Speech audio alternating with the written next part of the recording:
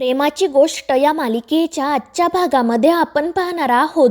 मुक्ताला सावनी आणि हर्षवर्धनच्या घराबाहेर बघून सागर खूप चिडतो आणि तो रागातच मुक्ताला विचारतो की बोला, कितीची डील करून आलात तुम्ही? माझ्या विरोधात साक्ष देण्यासाठी त्या हर्षवर्धनने तुम्हाला किती पैसे ऑफर केले? किती रुपयाला तुम्ही तुमची सारासार विचार करण्याची बुद्धी विकलीत? आणि सागरचे हे सगळे प्रश्न ऐकून मुक्ता खूप चिडते. ती म्हणते की खरं तर आता मला तुमचा राग नाही तर कीव येत आहे. कारण तुमच्याकडे सगळं काही असूनही तुम्ही गरीबच आहात. तुमच्याकडे पैसा आहे पण तो कसा वापरायचा याची तुम्हाला अक्कल नाही, आणि बुद्धी आहे पण ती चुकीच्याच दिशेने चालते. आणि मुक्ताचं ते बोलणं ऐकून सागर अजून चिडतो. मात्र मुक्ता त्याला पुढे काही बोलूच देत नाही. ती सागरला सांगते की आतमध्ये सई फक्त तुमची आठवण काढत होती, सतत तुमच्याबद्दल बोलत होती. आणि ते ऐकून सागरचे डोळे नकळतपणे भरून येतात आणि तो खाली मान घालतो. तर मुक्ता त्याला सांगते की सईमध्ये आणि माझ्यामध्ये फक्त एकच डील झाला आहे, ते म्हणजे मी तिच्यावर खूप प्रेम करते आणि ती माझ्यावर. पण हे डील तुम्हाला कधीच कळणार नाही. आणि त्यानंतर ती रागातच तेथून निघून जाते. तर दुसरीकडे माधवीला सतत घडलेला प्रकार आठवत असतो आणि त्यानंतर ती रडतच स्वामींजवळ जाते आणि हात जोडून त्यांची माफी मागते. ती म्हणत असते की मी जे काही केलं ते मुद्दाम नाही केलं, भावनेच्या भरात माझ्या हातून होऊन गेलं. आणि त्याच वेळी मिहिका त्या ठिकाणी येते. माधवीची अवस्था बघून तिला धक्काच बसतो. ती माधवीला शांत करत काय झालं आहे ते विचारते.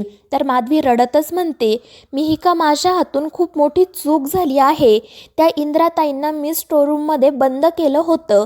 आणि ते ऐकून मिहिकाच्या पायाखालची जमीनच सरकते. तर दुसरीकडे मुक्ता घरी जाण्यासाठी निघालेली असते. मात्र समोरून एक बाईकवाला तिला कट मारून जातो आणि त्यामुळे मुक्ताची गाडी बंद पडते. त्याच ठिकाणी एक पोलीसवालाही असतो. गाडीचा आवाज ऐकून तो पटकन मुक्ताजवळ जातो.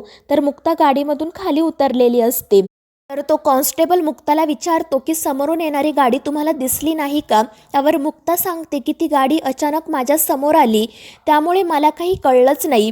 तर तो कॉन्स्टेबल म्हणतो, हो ना, या जगात सगळं काही अचानकच होतं. लोक अचानक प्रेमात पडतात, मग अचानक ब्रेकअप होतं, आणि मग अचानक ती दारू प्यायला सुरुवात करतात, आणि मग असे अपघात घडतात.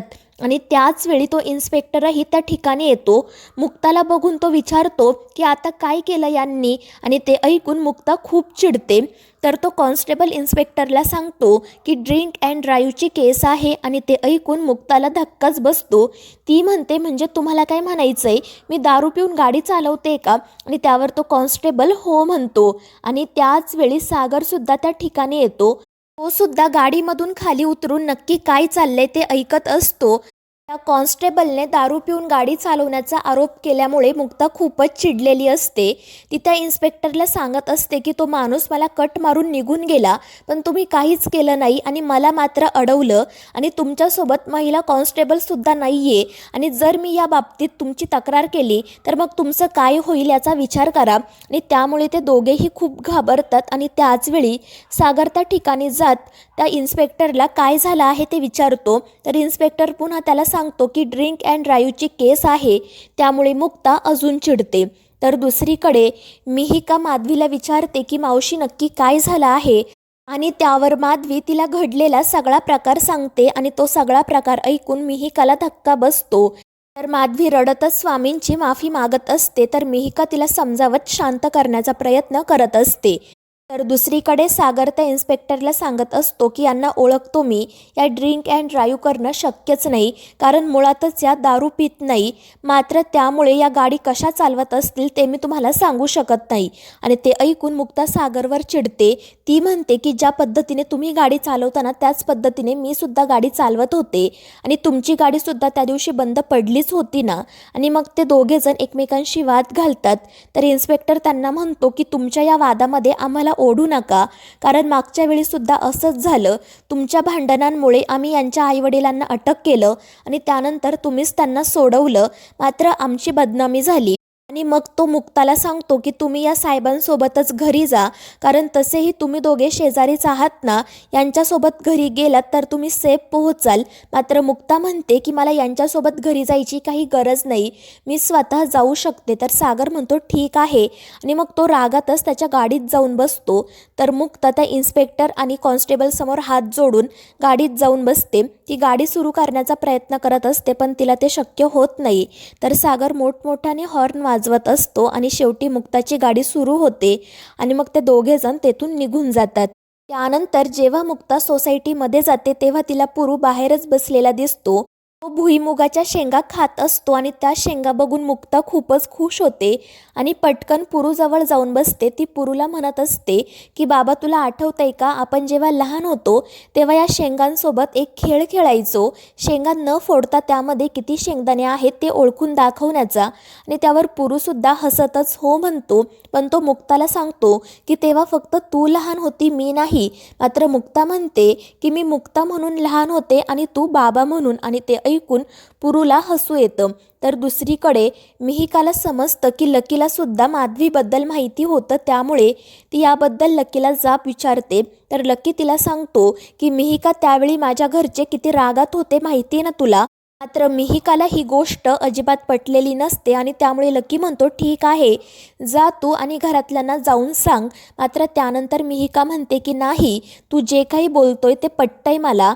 मात्र ती रागाच्या भरात मगाशी मिहिरला जे काही बोललेली असते त्याबद्दल तिला वाईट वाटत असते आणि मग ती मिहिरची माफी मागण्यासाठी निघते. मात्र लकी तिला थांबवतो. तो म्हणतो की तो मिहिर किती इमोशनल आहे माहिती आहे ना तुला, आणि त्यात तो माझ्या दादाचा भक्त. जर त्याने हे सगळं काही दादाला सांगितलं तर खूप मोठा प्रॉब्लेम होईल, त्यामुळे 2-4 दिवस जाऊ दे आणि त्यानंतर तू मिहिरला सॉरी म्हण.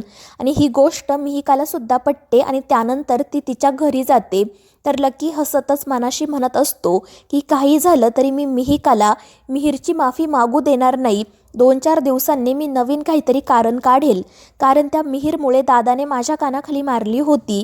मी त्या मिहिरला इतक्या सहजासहजी सोडणार नाही आणि मिहिकाचं प्रेम तर त्याला कधीच मिळू देणार नाही. तर दुसरीकडे मुक्ता आणि पुरू तो लहानपणीचाच खेळ खेळत असतात आणि शेंगांमध्ये किती शेंगदाणे आहेत हे मुक्ता अचूकपणे ओळखत असते. आणि त्यामुळे पुरू म्हणतो की ज्याप्रमाणे तू शेंगांमध्ये किती शेंगदाणे आहेत ते अचूकपणे ओळखते, त्याचप्रमाणे माणसाच्या मनात काय चाललंय हे सुद्धा ओळखायला हवं होतं. आणि त्यावर मुक्ता म्हणते की बाबा, मला माहीत आहे तुझ्या मनात काय चाललंय, तुला तुझा आणि माझा मी टाईम हवा आहे ना. आणि त्यावर पुरू हसून हो म्हणतो. त्यानंतर मुक्ता त्याची माफी मागत म्हणते की बाबा, मला माहीत आहे मी त्या सागर कोळीची बायको होण्याचं नाटक करत होते, ही गोष्ट तुम्हाला अजिबात आवडली नाही. त्यावर पुरू म्हणतो की मुक्ता, माझा तुझ्यावर पूर्ण विश्वास आहे, तू काहीतरी विचार करूनच अशी वागली असणार. आणि त्यावर मुक्ता म्हणते हो, आणि मग ती त्या दिवशी मॉलमध्ये घडलेला सगळा प्रकार पुरूला सांगते.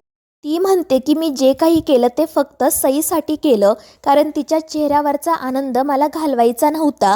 आणि ते ऐकून पुरू म्हणतो की मुक्ता, मला तुझा खरंच खूप अभिमान वाटतो, कारण आजच्या या जगात कोणीही दुसऱ्याचा विचार करत नाही. तर मुक्ता म्हणते पण बाबा, तू तर करतोस ना, आणि मी हे सगळं काही तुझ्याकडूनच शिकले आहे, कारण तू माझा हिरो आहे. आणि ते ऐकून पुरूला खूप आनंद होतो. मात्र त्यानंतर हे सगळं काही माधवीला कसं समजवायचं या गोष्टीचा ते दोघेजण विचार करत असतात. तर मित्रांनो, या मालिकेच्या पुढील भागांमध्ये आपण पाहणार आहोत मयुरेश मिहिरला खूप मारत असतो आणि त्यावेळी मिहिका मध्ये पडत त्या दोघांना थांबवते आणि ती मयुरेशला नक्की काय झालं आहे ते विचारते. आणि त्यावर मयुरेश तिला सांगतो की या मिहिरने तुझा आणि त्याचा एक व्हिडिओ व्हायरल केला आहे. तो व्हिडिओ बघून सगळ्यांनाच धक्का बसतो. मुक्ता तर मिहिरची कॉलर पकडूनच त्याला सागरच्या घरी घेऊन जाते आणि घडलेला सगळा प्रकार सांगते. मात्र मिहिर असं काहीच करणार नाही या गोष्टीवर सागरला पूर्ण विश्वास असतो. मात्र घडलेल्या प्रकारामुळे मुक्ता खूप चिडलेली असते आणि ती सागरला सांगते की यापुढे सई तुमच्याकडे येणार नाही, याची सगळी व्यवस्था मी करेल. तर मित्रांनो, या मालिकेच्या पुढील भागांच्या अपडेट्ससाठी आपल्या चॅनलला सबस्क्राईब करा.